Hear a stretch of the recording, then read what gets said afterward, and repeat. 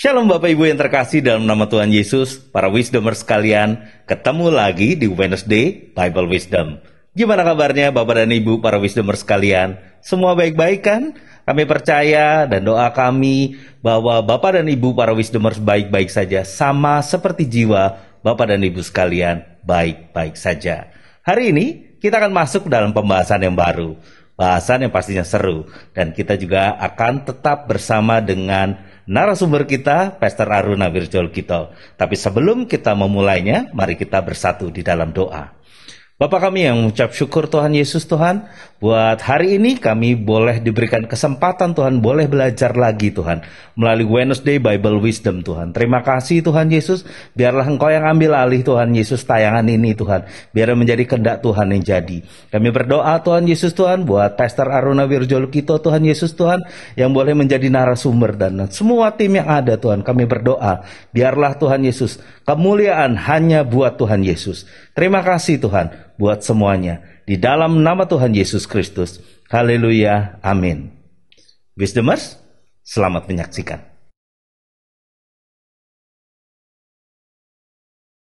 Shalom Pak Bro. Shalom Pak Bro, gimana kabar? Baik Pak Bro, sehat selalu. Pak Bro juga ya, sekeluarga ya. Semuanya. Haleluya. Kembali lagi di Wednesday Bible Wisdom Pak Bro. Ya, kali ini kita mau bahas apa nih Pak Bro? Seru nggak? Seperti kita janji, potong terus. Saya mau ngetes Pak Bro. Pak Bro, Perancis Amerika Pak Bro. Seru ya.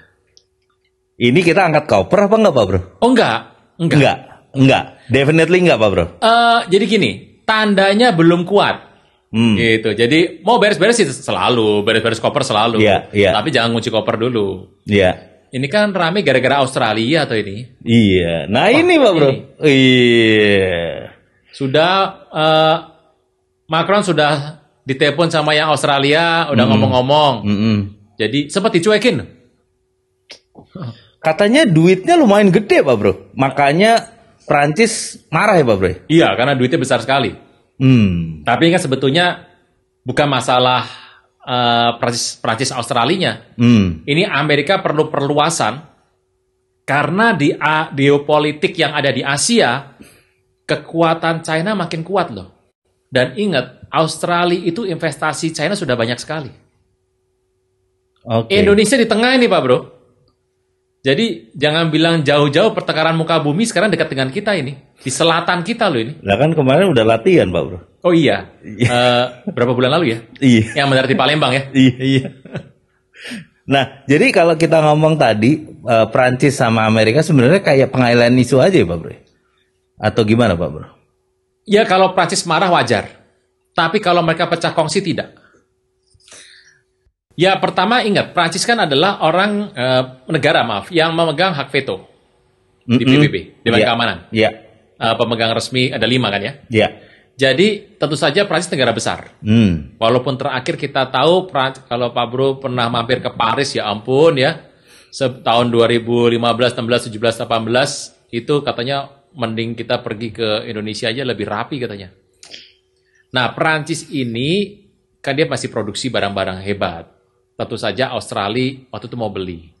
Tapi kita harus tahu bahwa ini masalahnya bukan sekedar siapa mau beli sama siapa. Amerika punya kepentingan dengan Australia. Iya. Ingat, China di kawasan Asia, Australia kan memang benua sendiri, tapi adanya adalah harus melewati Asia. Australia itu menjadi sebuah tempat yang penting bagi Amerika untuk menaruh sebuah pangkalan yang kuat di sana. Terutama karena Jepang sudah ada di sana. Iya. Di Australia ada. Kita tahu New Zealand pasti dukung lah. Indonesia tidak ada toh. Iya.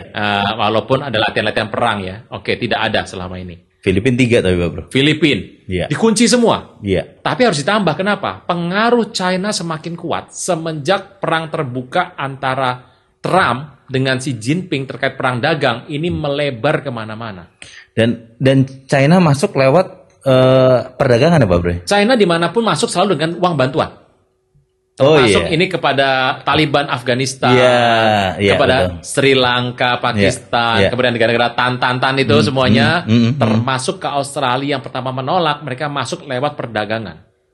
Itu bisnis-bisnis gedung-gedung itu dibiayai besar dari mereka, termasuk New Zealand. Nah ini kan bahaya Pak Bro, kalau kemudian kapal selamnya dari Prancis.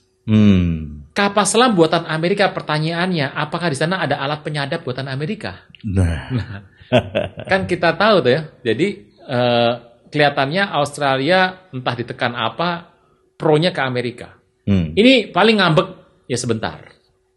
Tapi dari sini kita tahu bahwa Amerika sangat concern supaya Asia itu tidak dikuasai oleh China kalau ada apa-apa. Ini diam-diam gini, masalah geopolitik kenceng loh Pak Bro. Dan kita nih Indonesia di tengah. Itu kiri kanan kita tangan harus jelas ini. Kita berpihak kemana ya Pak Bro? Orang sering berkata, ini masalah berpihak. Sebetulnya ini masalah bermain cantik. Asik. Salah ngerangkul, lebih kenceng yang kiri atau yang kanan, bisa masalah besar. Nah, jadi ini masalahnya adalah kelihatannya Amerika punya kepentingan besar untuk Asia Tenggara, dan karena nggak semuanya bisa terima Amerika, harus ambil yang paling selatan, yaitu Australia. Apa itu juga yang membuat gini, seolah-olah ada peringatan dari Amerika buat Indonesia, loh, aku sudah menaruh ada di area sini, karena Indonesia kan lebih cenderung ke China, Pak Bro. Justru kalau saya pikir sementara ini kita masih bermain dua kaki. Sesuai dengan apa yang dikatakan dalam keputusan kita bahwa kita non-blok, yaitu tidak pro kiri, nggak pro kanan, kita menjadi bangsa yang aktif, yaitu netral, bebas aktif, jadi di kancah dunia. Tapi kita sekarang dapat peran besar loh, termasuk yang namanya menjadi presidensi untuk G20, Pak Bro. G20, itu besar itu pengaruhnya. Dan ingat, kita harus lihat Pak Bro. Saya juga mulai bertanya-tanya, ini kenapa kita ini ada dalam kasus penurunan COVID yang sangat drastis di tengah negara tetangga kita yang notabene maju, itu merah semua. Padahal mereka tuh kemarin rada quote-unquote menuding-nuding kita. Karena mereka sudah bersih kan? Iya. Malaysia, Singapura, Filipina, Brunei, Australia. Merah semua Pak Bro. Euforia Pak Bro. Mereka dianggap karena udah vaksin dan segala macam, terus akhirnya melemah. Mungkin. Israel rame lagi. Iya. Waktu negara yang pertama yang dalam kondisi sudah divaksin hampir 80-90%, sekarang merah lagi. Untung kita belum kesana ya Pak Bro. Tapi udah buka tuh ditawarin turnya, tapi nggak jelas Pak Bro. Tunda aja dulu. Tunda dulu. Bareng sama tim BBB. Asik. BBB kita nanti pergi bareng sama tim atau anggota BBB. Nah, semuanya ikut Pak Bro. Semua ikut ya. Semuanya ikut. Jadi ini merupakan sebuah prestasi besar untuk dunia. Karena kita menutup jalur laut. Kan kemarin yang tutup adalah udara. Iya. Selesai udara mendarat karantina. Dan dari laut kan ditutup. Pantesan tembus Pak Bro. Nah sekarang tutup semuanya. Jadi saya pikir ini masalahnya adalah Prancis mungkin marah. Tapi ingat, mereka juga terima bantuan dari Amerika loh Prancis itu. Iya. Nah Pak Bro, kalau ngomong China ya Pak Bro. China itu apakah tidak melakukan ekspansi di militer juga Pak Bro? Seperti Amerika dengan menggunakan, membuat pangkalan-pangkalan militer. China hanya memasukkan unsur melalui senjata itu kepada negara-negara komunis yang ada di Asia. Sekutunya ya? Sekutunya. Vietnam, Korut, jelas. Tapi selebihnya pendekatannya menarik, dagang. Pendekatan uang itu kan apa? Paling ini ya, liquid ya Pak Bro. Liquid. Bukan polisi dunia, tapi dia pendekatannya pakai dana. Toto kebeli aja Pak Bro. Kebeli. Jadi kita pernah bahas di tayangan yang lalu Pak Bro. Jadi kasih dana untuk membangun sebuah negara, tapi harus menggunakan tenaga kerja dari mereka. Ingat, mereka itu jumlah penduduknya banyak, harus kerja Pak Bro. Iya. Dengan kita sekarang sudah mulai berpindah ke misalnya mobil listrik, kita pindah energi-energi fosil mulai dikurangi, tentu saja ada kelebihan sumber daya manusia yang muncul. Dan ingat bahwa China ini adalah dengan rakyat yang banyak, itu mengkonsumsi begitu banyak komoditas di muka bumi. Jadi negara yang tidak dibeli barangnya oleh China, cenderung susah. Kalau China yang beli, ya sekali beli langsung penuh. Gitu. Kuota besar. Kuota besar. Jadi kalau daripada ngecer ke 10 negara, mending satu kan. Nah, ini harus dipertimbangkan ke depan, masalah ekonomi. Dan China sudah bermain ini sejak menjadi raksasa dunia. Tidak ada yang bisa menolak China. Ya. Makanya berhati-hati. Tapi kita masih cukup bangga ya Pak Bro. jahitan produk kita, kalau yang labelnya buatan Indonesia itu katanya kualitasnya paling bagus. Paling bagus ya? Jahitannya paling bagus Pak Bro. Rapi, telaten orang Indonesia. Telaten dan ramah. Iya. Nah Pak Bro, kembali kepada China, Prancis dan USA. Nah dengan kondisi seperti ini tuh artinya kita tidak perlu angkat koper, mempersiapkan koper lagi segala macam. Tapi ini adalah sebenarnya hal-hal yang biasa dan ada sesuatu yang dibalik ini ya Pak Bro ya. Alkitab, kaitan sama Alkitab adalah ini hanya akan menegaskan posisi Raja Timur yang akan muncul di waktu akhir. Raja Timur di waktu akhir. Di waktu akhir. Di kitab Wahyu kan ya? Ya. Itu posisi hari ini adalah cerita-cerita yang merupakan sebuah penegasan. Mempertegas, memperjelas posisi Raja Timur ada di mana. Oke. Nah, Amerika punya kepentingan untuk membangun pangkalan-pangkalan di banyak tempat-tempat tertentu tanpa disadari oleh banyak orang-orang di sekitarnya. Contoh, di Filipina membangun nggak? Indonesia tahu nggak? Tahu, tapi tahunya setelah berdiri. Kalau Jepang kan jelas dari awal, sejak Perang Dunia Kedua jelas. Waktu Jepang saya pro ke Amerika, pangkalan dibangun. Itu berapa tempat tuh Pak Bro? Nggak cuma satu itu. Yeah. Singapura katanya ada juga di situ. Tapi di bagian mananya nggak tahu. Iya. Ada hal-hal yang kita tidak tahu, tiba-tiba nanti muncul. Ya, betul. Mungkin kalau tadi Pak Bro berbicara bahwa kita dikelilingi oleh sekutu-sekutu Amerika lah, bisa dibilang begitu. Artinya memang posisi kita penting banget ya Pak Bro. Kita pernah bahas bahwa Indonesia akan muncul satu hari menjadi negara yang mengambil peran besar. Iya. Itu ada di minggu lalu Pak Bro. Oh, minggu lalu. Minggu lalu tayangnya karena kan sempat dipotong dulu dengan urusannya China Evergrande, kebangkrutan dan juga Amerika gitu. Jadi China penting mengenai urusan laut Tiongkok Selatan. Iya. Amerika penting untuk menahan laju China, nggak pakai tangan sendiri, pakai tangan sekutu-sekutunya. Dan mereka bertemunya di wilayah dekat sama Jamrud Katulistiwa. Jadi pinter-pinter. Hati-hati dalam memilih, kita harus berdoa supaya pemerintah kita dikasih hikmat tuh. Iya. Ini bikin sebel salah satu pihak tidak menguntungkan buat kita sama sekali. Iya. Mainnya harus benar-benar cantik. Dari mana taunya Pak Bro? Vaksinnya masuk semua ke Indonesia. Iya. Semuanya diterima ya Pak Bro ya. Kecuali yang Rusia belum. Iya. Yang Gemalya Sputnik V. Sputnik V akhirnya WHO cancel lagi Pak Bro. Cancel lagi Pak Bro. Pertama dia pernah ketahuan skip uji klinis ketiga. Iya itu. Nah akhirnya beredar kan.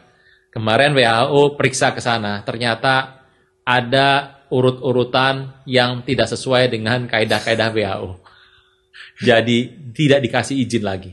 Secara Rusia kayak preman gitu ya Pak Bro. Nggak tahu. Pokoknya hajar aja udah. Jadi tapi yang unik adalah sekarang mainnya ada dua negara ini. Dan kita vaksin India masuk nggak? Tidak. Israel masuk nggak? Enggak. Yang Amerika, Inggris ya, sekutu kan, sama China masuk. Dan vaksin anak bangsa lagi berjalan. Nanti Pak Bro harus kasih update terus kepada para wisdomer. Ya nanti kalau misalnya udah settle ya Pak Bro ya, kita bisa menghimpun teman-teman juga untuk bisa melakukan vaksin itu. Pak Bro, ini kalau berarti ngomong ada pengalian isu, ada berkaitannya dengan pangkalan militer Amerika. Ya.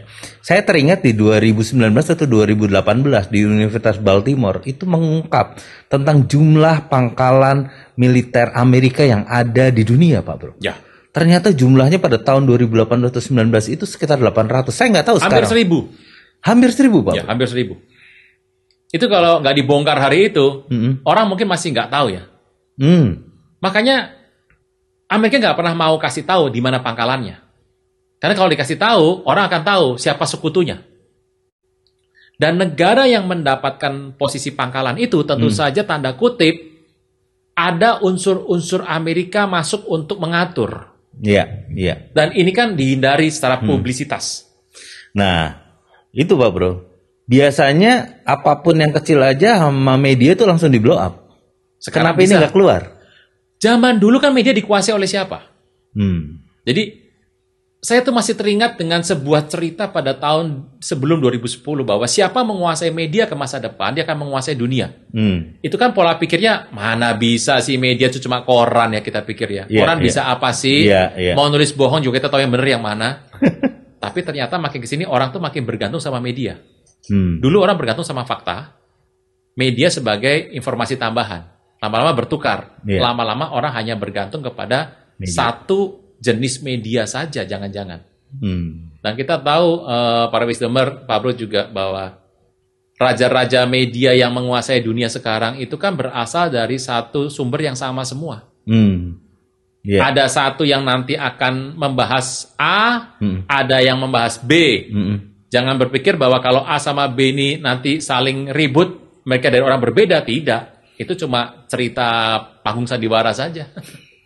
Dan kemarin sempat dapat update data dari Research Nasional, Pak Bro. Ternyata ada pergeseran bahwa orang-orang sekarang, terutama milenial, tidak melihat berita itu dari portal berita, Pak Bro. Tapi melihat dari platform-platform seperti TikTok dan segala macam. Iya, betul. Nah, yang lucu apa kayak gitu, maksudnya TikTok gitu orang ngomong, ternyata tapi banyak orang yang sekarang menggunakan media itu menjadi pemberitaan yang serius. Karena kalau saya berpikir gini, Pak Bro, bahwa orang berpikir kalau sesuatu sudah menjadi publik, tentu saja filternya banyak. Iya. Jadi dia nggak perlu bikin filter, biarlah publik lain bikin filter.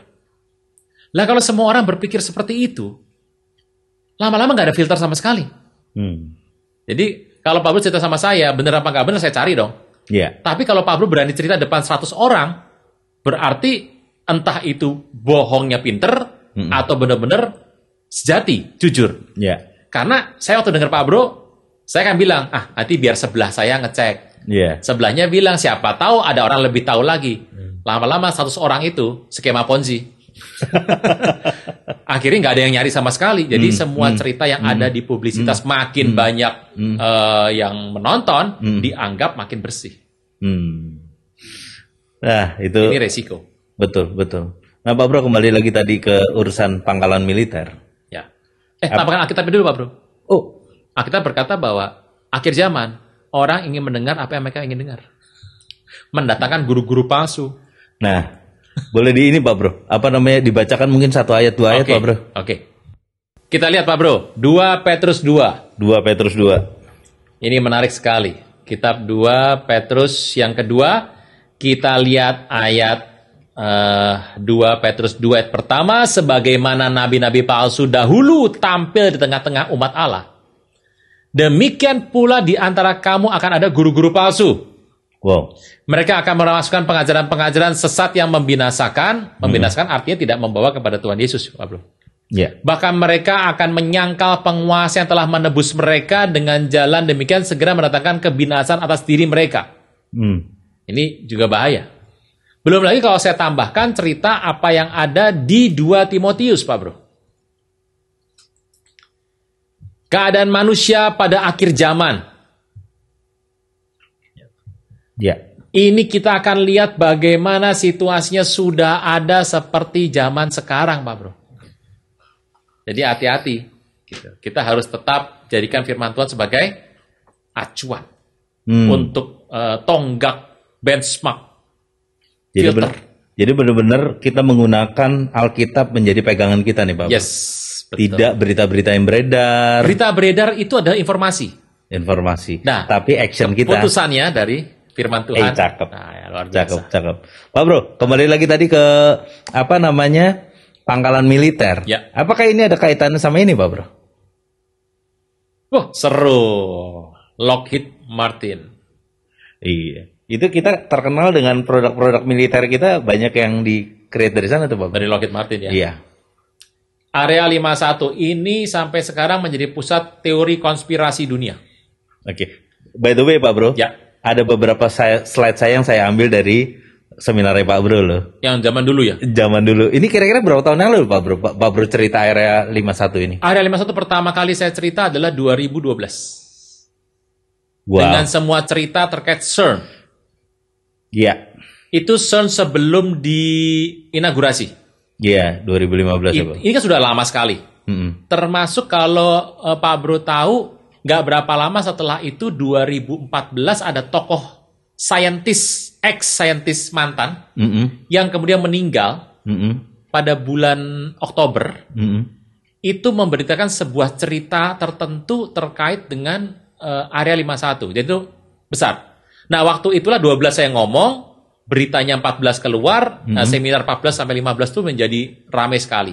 Booming gara-gara itu. Pak Bro, sebelum kita lanjutkan ini, saya mau kasih cerita dulu bahwa informasi yang ada, kita akan pilih yang betul-betul pernah tampil di publik. Yang tersembunyi itu info nebeng-nebeng aja. Tapi inti dari semua pembahasan ini, saya nggak mau berakhir di sini, Pak Bro. Intinya adalah saya mau kasih tahu bahwa Alkitab sudah cerita ini jauh sebelumnya. Dan ini cuma sekedar pembuktian sejarah dan waktu. Gitu. Jadi Area 51 ini seru ini. Nah, tadi Pak Bro ngomong UFO tentang seseorang dengan itu. Ya, orang itu ya. Ini ya Pak Bro? Oh, ya ini bener ya. Ini saya pernah. Dr. Boyd Bushman. Ini beberapa minggu sebelum beliau meninggal. Foto ini Pak Bro? Waktu dia mengutarakan ini. Dia mengutarakan itu dalam kondisi adalah dia lagi sakit. Dia meninggal usia 78, saya masih ingat banget. Ini meninggalnya Oktober 2014. Jadi publisitasnya keluar di YouTube itu Desember 2014. Ini adalah seorang mantan saintis di Area 51. Yang menarik adalah dia mengeluarkan sebuah cerita. Anda bisa dapatkan, Miss Dober bisa dapat ini di YouTube kok. Banyak. Dia keluarkan sebuah cerita bahwa selama ini dia itu mengerjakan proyek-proyek yang tersembunyi terkait dengan UFO. Makanya ada banyak hal informasi yang keluar dari beliau ya Pak Bro? Iya. Dan orang bilang beliau ini memang penipu, beliau ini sudah sakit, nggak bisa menguasai diri, dan beliau meninggal. Dia mengatakan bahwa UFO itu adalah salah satunya dikerjakan di Area 51, itu hasil kerjaannya Jerman zaman dulu. Jadi pampasan perang dari Jerman soal mesin kurang hebat apa Pak Bro? Iya. Itu kayak saya pernah nonton film salah satunya grupnya Marvel Pak Bro. Yang lawan Jerman itu. Jerman. Iya, betul. Teknologinya tinggi, luar biasa. Jadi setelah Amerika menang atas Jerman Perang Dunia Kedua, itu semua diambil, diuji coba oleh Amerika. Jadi Amerika cuma menambahkan, bukan berpikir dasarnya. Kenapa Jerman hebat? Romawi, Pak Bro. Jerman is Romawi. Rome. Jerman. Dan hasil mesin ini kan luar biasa banget. Iya. Wisdomer pasti bermimpi untuk menggunakan produk-produk Jerman kan? Iya kan, sampai sekarang juga image-nya kalau produk Jerman pasti mahal, bagus. Iya, awet segala macam. Beliau ini cerita bahwa dia pernah bertemu dengan alien. Nah, ini gambar lengkap malah ini. Ini saya ceritakan aja Pak Bro ya. Silakan Pak Bro. Jadi beliau mengatakan bahwa dia itu pernah bertemu dengan yang namanya alien. Alien ini tingginya sekitar 4,5 sampai 5 kaki. Jadi tingginya ada sekitar 150 cm, 140 cm lah kira-kira tingginya. Dan punya tulang belakangnya 3. Katanya gitu. Dan asalnya berasal dari sebuah lokasi yang namanya Quantumina. Quantumina, Pak Bro? Quantumia. Itu asal usulnya si alien ini. Oh. Dia bertemu ada 2 jenis. Satu yang cerewet, tapi friendly sekali. Satu lagi yang suka makan ternak. Kan ternak sering hilang tuh. Iya.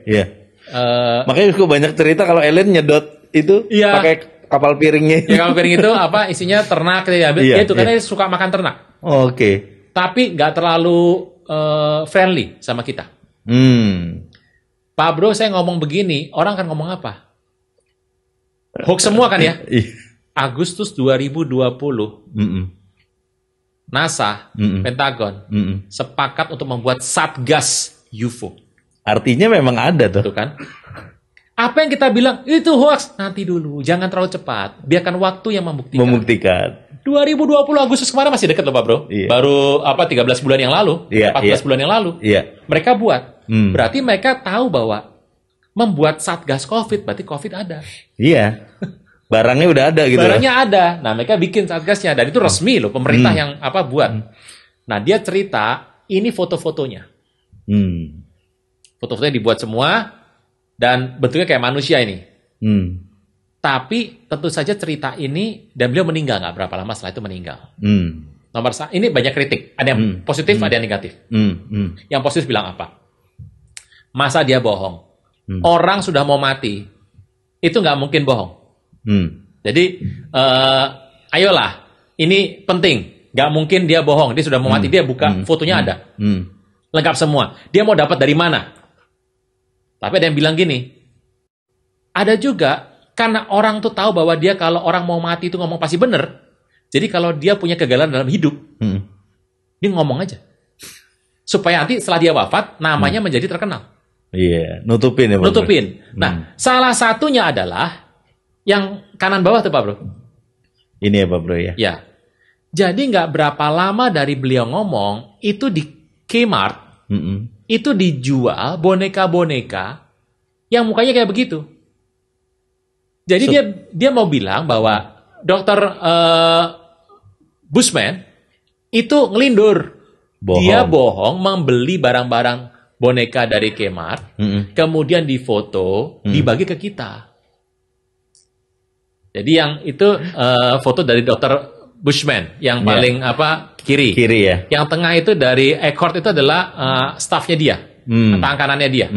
Dan itu yang dari Kmart. Jadi orang sudah mau mati, ini dia lagi sakit berat Pak Bro. Masa dia mau bohong? Iya. Dan dia cerita bahwa dia bertemu dengan alien. Itu sudah ada.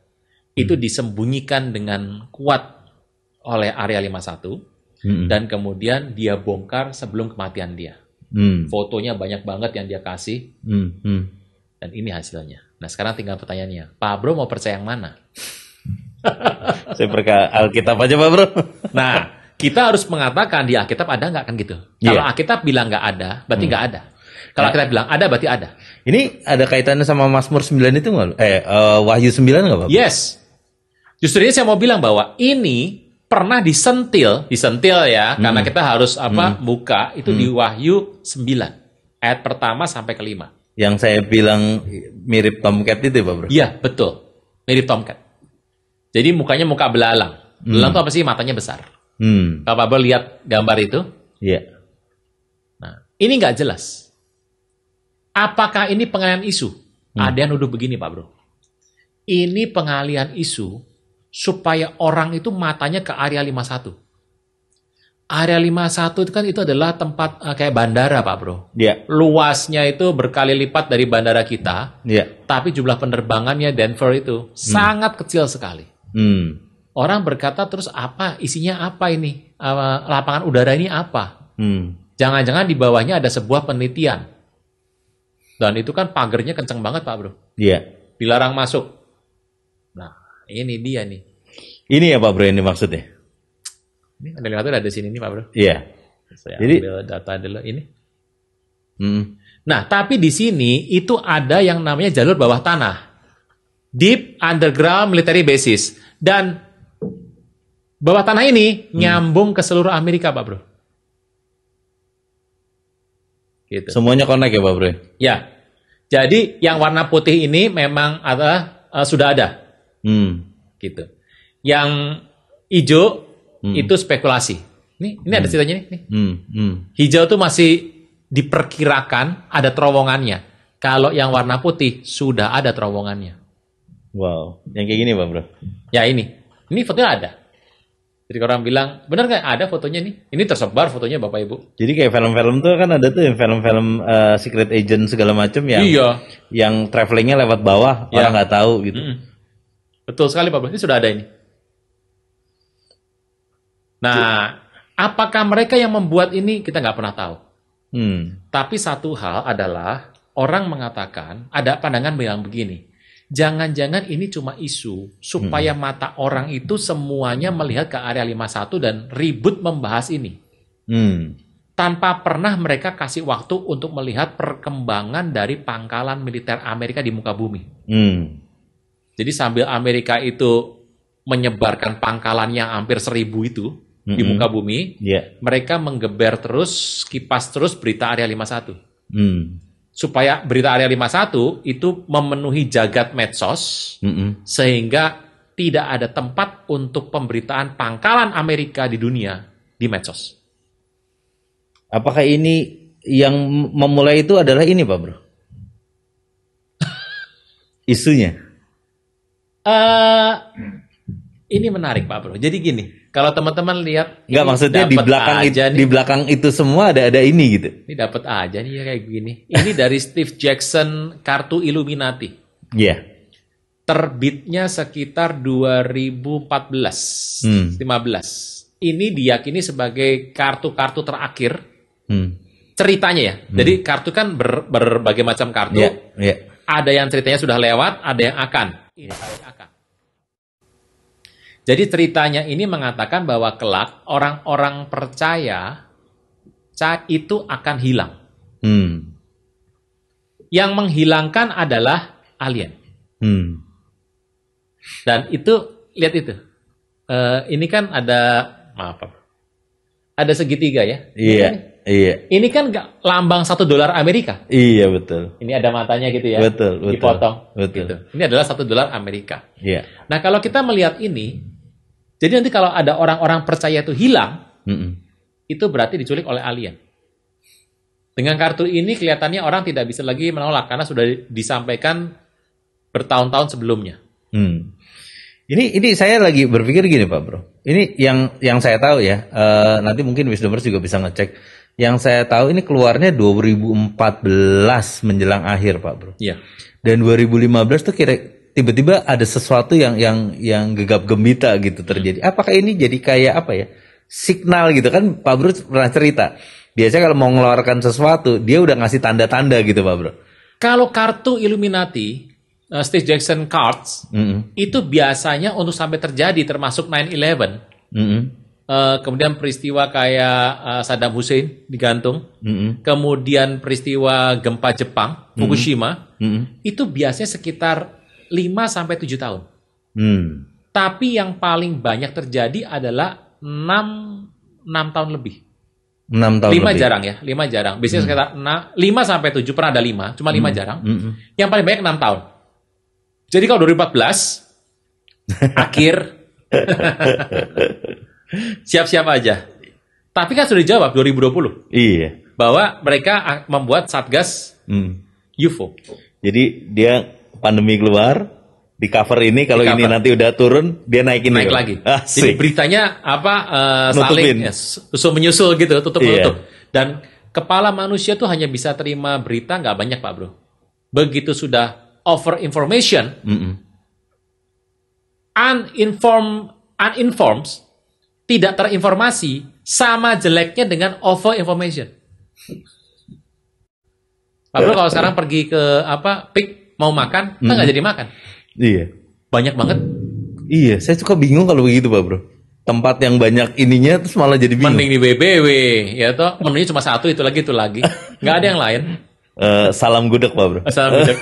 Masih Megono juga salam tadi. Salam gudeg. Oke. Nah, tangkap ya. Jadi Pak Bro, jadi ini sebetulnya kita pernah sentil. Entah roh-roh jahat, penguasa, penghulu di angkasa, atau Wahyu 9. Bilang apa Wahyu 9? Kita buka lah, Pak Bro. Pak Bro, kita lihat Wahyu 9, ayat yang pertama. Baik, Pak Bro.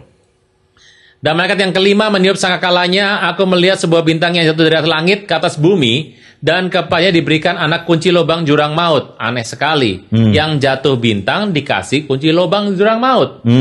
Ini bintang atau person? Atau makhluk? Atau oknum? Nggak jelas. Yeah. Maka oleh bintang itu dibukanya pintu lubang jurang maut. Apakah itu yang namanya tunnel di bawah tanah? Nggak pernah tahu, Pak Bro. Itu bukan cuma tunnel. Itu diprediksi ada sebuah tempat laboratorium untuk macam-macam itu peristiwanya. Dan atau untuk cloning mungkin. Saya nggak pernah tahu. Kita tidak berandai-andai, Bapak. Iya. Ingat ini saja. Begitu dibuka, asap naik dari lubang itu seperti asap tanur besar. Dan matahari dan angkasa jadi gelap oleh asap lubang itu. Dari asap itu, keluarlah belalang-belalang ke atas bumi, kepada mereka diberikan kuasa sama seperti kuasa kalajengking di bumi. Kepada mereka dipesan kepada mereka, berarti mereka dapat berkomunikasi dong. Dr. Boyd Bushman mengatakan bahwa mereka bisa telepati. Jadi kalau ngobrol itu nggak pakai bahasa Inggris atau bahasa apa. Jadi misalnya Dr. Bushman bertanya kepada mereka, namamu siapa ya, gitu ya. Nanti sambil jalan, Dr. Bushman sendiri akan menjawab, namaku si A. Gitu. Kayak ilmu kebatinan, Pak Bro. Iya, telepati. Kalau orang Jawa dengar begini udah biasa, Pak. Udah biasa ya. Iya. Ini ilmu kebatinannya tinggi. Ini zaman raja-raja zaman dulu sudah ada nih, Pak Bro. Ya? Iya, nanti apa namanya kan udah pada lihat di Seren Rasa Indonesia, Pak Bro. Oh iya. Betul. Kita belum. Oh ya, apa keris-keris zaman dulu yang dibuat dari meteor-meteor ya? Betul. Iya. Tapi bukan Meteor Garden loh, Pak Bro. Oh, lain. Ada aja ya. Terus. Kepada mereka dipesankan, ada komunikasi dong.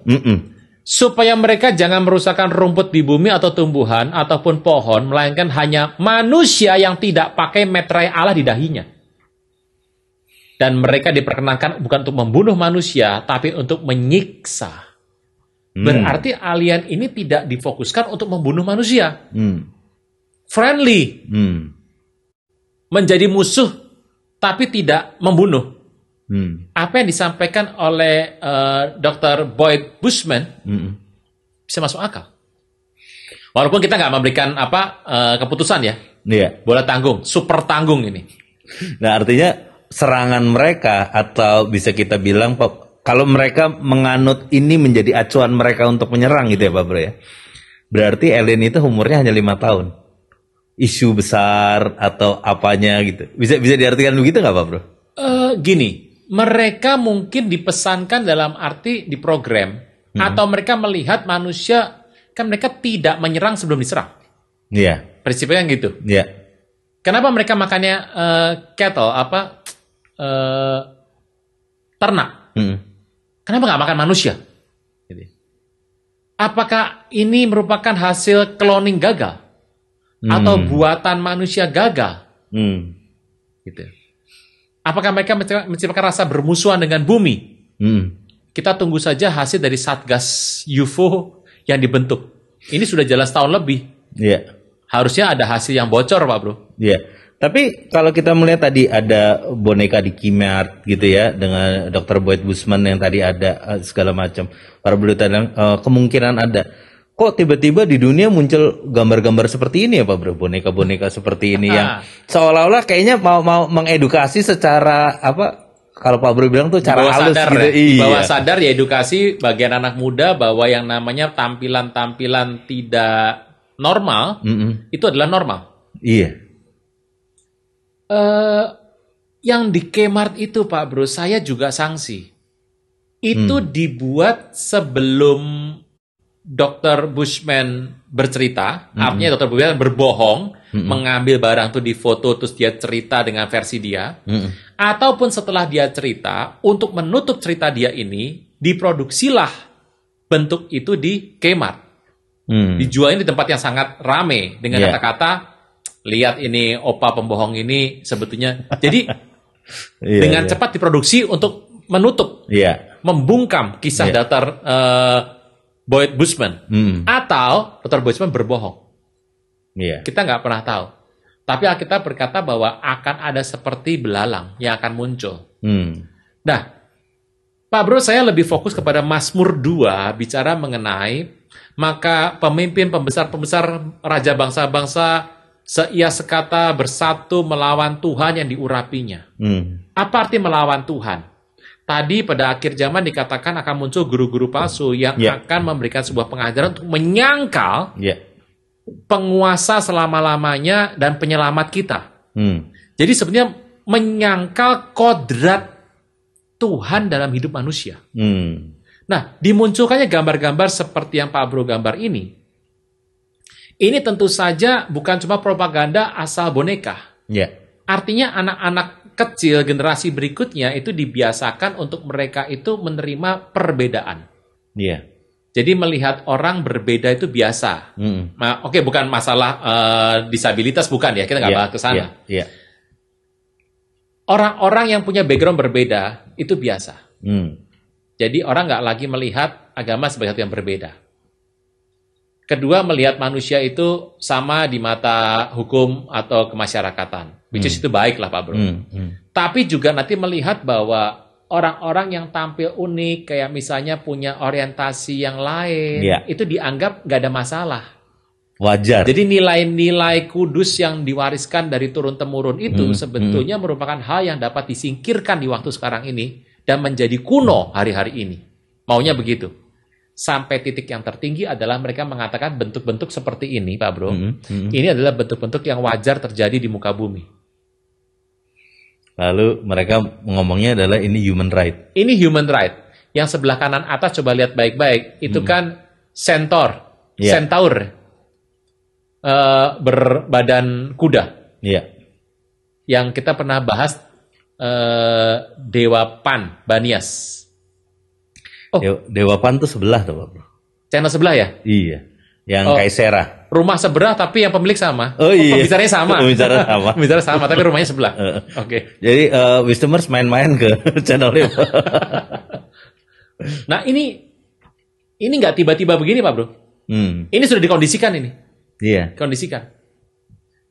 Dimulai dari boneka-boneka yang orang dulu suka ganti-ganti baju yang panjang ya. Kemudian muncul, saya masih ingat itu boneka semacam itu.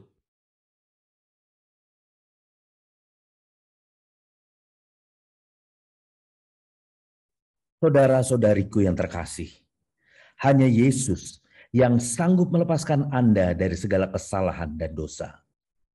Selalu ada waktu bagi Dia, tetapi tidak selalu ada waktu bagi Anda. Mari ucapkan doa berikut dengan yakin. Tuhan Yesus, ampuni segala kesalahanku dan segala dosaku. Saat ini, dengan sadar dan rela, aku mengundang Engkau sebagai Tuhan, Raja, dan Juru Selamat hidupku. Terima kasih Tuhan Yesus untuk namaku telah dicatat di dalam kitab kehidupan. Amin. Terima kasih Anda telah mengikuti Wednesday Bible Wisdom pada hari ini. Kami mengajak Anda untuk berdoa, menyembah Tuhan, dan mendengar pesan firman Tuhan dalam acara Cool Menyembah via Zoom setiap hari Senin sampai Sabtu pukul 5 pagi. Berikut adalah informasi meeting ID dan passcode Zoom. Ibadah minggu tetap dapat Anda ikuti secara online melalui YouTube channel GB Kebon Sirih. Untuk ibadah online minggu ini, pada hari Minggu, tanggal 31 Oktober 2021, ibadah akan dimulai pukul 6 pagi. Pesan firman Tuhan akan disampaikan oleh Evangelis Ruth Yulia. Ibadah dapat dilihat setiap saat setelah waktu penayangan. Kami kembali mengajak Anda mengikuti GB Kebon Sirih Wednesday Bible Wisdom pada hari Rabu, tanggal 3 November 2021 pukul 6 pagi. Dengan tema Quo Vadis Area 51 bersama Aruna Wiryolokito dan host Vino Pramudito. Acara ini dapat dilihat setiap saat setelah waktu penayangan. Persembahan umum, syukur, dan persepuluhan dapat Anda berikan melalui QR Code berikut ini. Scan QR Code yang tertera di layar, dan langkah selanjutnya dapat mengikuti proses yang tertera di aplikasi e-payment Anda. Persembahan melalui QR Code tidak dipungut biaya apapun.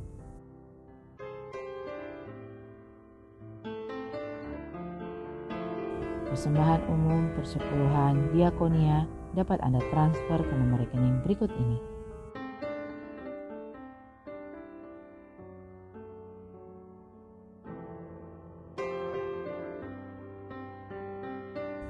GB Kebon Sirih akan mengadakan baptisan air pada hari Minggu tanggal 14 November 2021 pukul 1:30 siang bertempat di House of Joy, Roxy Square, lantai 6. Bagi Bapak, Ibu, dan Saudara yang rindu untuk dibaptis dapat mendaftarkan diri ke nomor berikut ini. Demikianlah News Flash hari ini. Tuhan Yesus memberkati.